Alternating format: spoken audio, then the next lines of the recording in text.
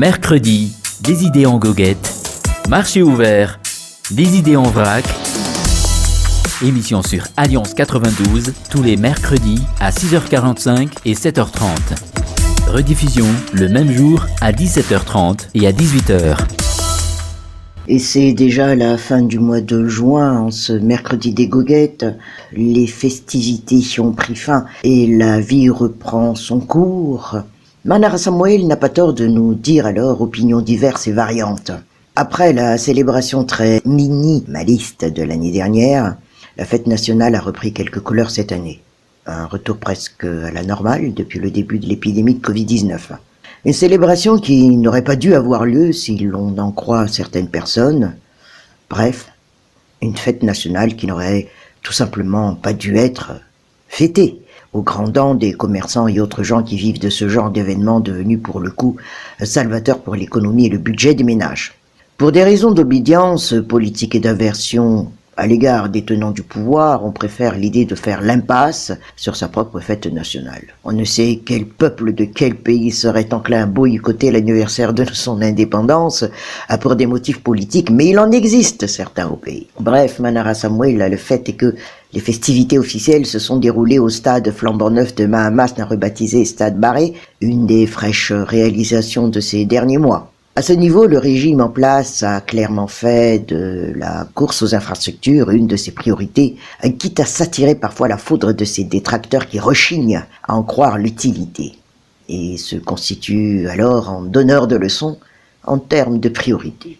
Il peut, certes, être difficilement concevable de voir naître des infrastructures sportives lorsque la situation d'insécurité sanitaire prévalant dans le Sud a atteint un niveau critique et que certains en font un argument de déstabilisation, alors que personne n'a cherché à occulter ni à en nier la réalité. Le récent colloque régional pour le Sud constitue d'ailleurs un aveu quant à l'existence et la gravité de ces problèmes, mais se veut par la même occasion d'y apporter des solutions durables. Cela étant, dans le cas où les priorités se concentraient sur autre chose que les infrastructures, les mêmes personnes trouveraient encore à critiquer et diront que le régime a pris le prétexte de la crise sanitaire pour se justifier de n'avoir rien accompli. Quoi qu'il en soit, on se demande bien quand peut-on espérer apporter du renouveau dans ce pays lorsque si ce n'est pas la peste, choléra, les cyclones et maintenant le Covid, et que l'argument de la pauvreté est chaque fois servi pour refuser des changements ou pour échapper à la loi. Dans En route pour la suite. Mercredi, des idées en goguette. Marché ouvert, des idées en vrac. Émission sur Alliance 92, tous les mercredis à 6h45 et 7h30. Rediffusion le même jour à 17h30 et à 18h. La fête de nationale a repris quelques couleurs cette année par rapport à l'année dernière, puis un presque retour à la normale depuis le début de l'épidémie de Covid-19. Mais comme nous le fait part Manara Samuel, opinions diverses et variantes également. Pour certains, c'est une célébration qui n'aurait pas dû avoir lieu, si l'on croit donc certaines personnes. Bref, fête nationale qui n'aurait tout simplement pas dû être fêtée, et ce, au grand dam des commerçants et autres gens qui vivent de ce genre d'événements devenus pour le coup salvateurs pour l'économie et le budget des ménages. Mais vous avez raison, Manara Samuel, quand on pose la réflexion, on ne sait quel peuple de quel pays serait enclin à boycotter l'anniversaire de son indépendance pour des motifs politiques. Mais il en existe, certains au pays.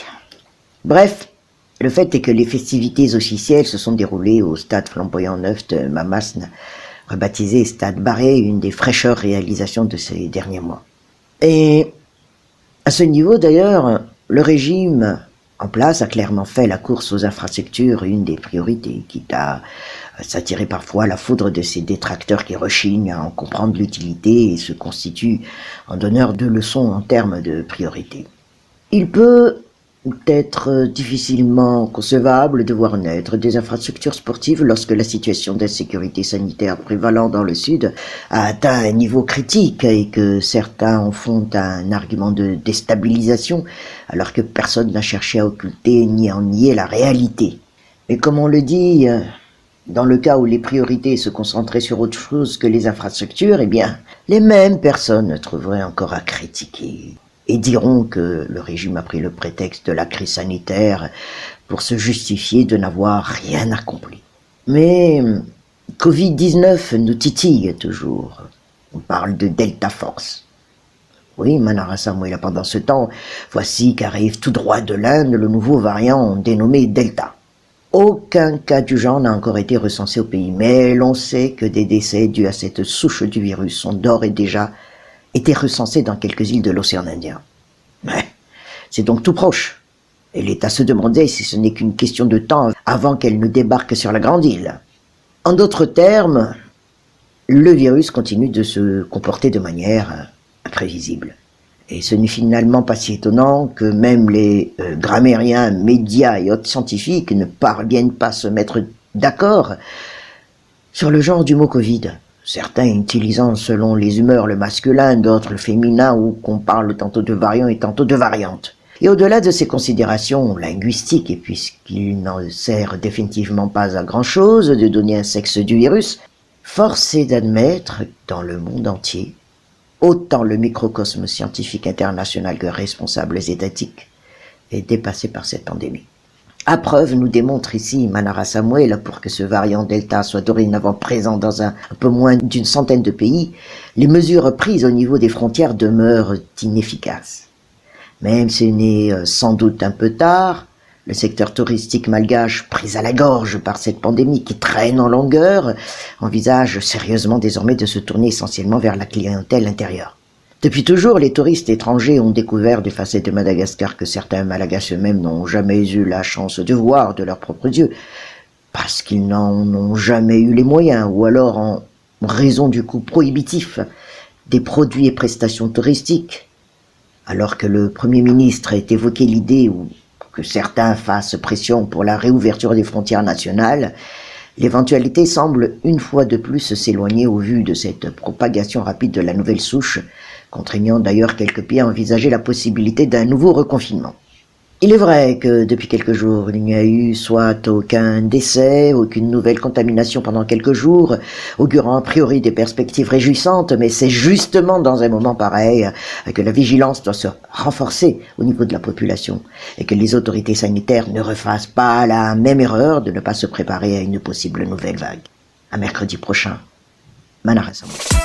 Mercredi, des idées en goguette, marché ouvert, des idées en vrac. Émission sur Alliance 92, tous les mercredis à 6h45 et 7h30. Rediffusion le même jour à 17h30 et à 18h.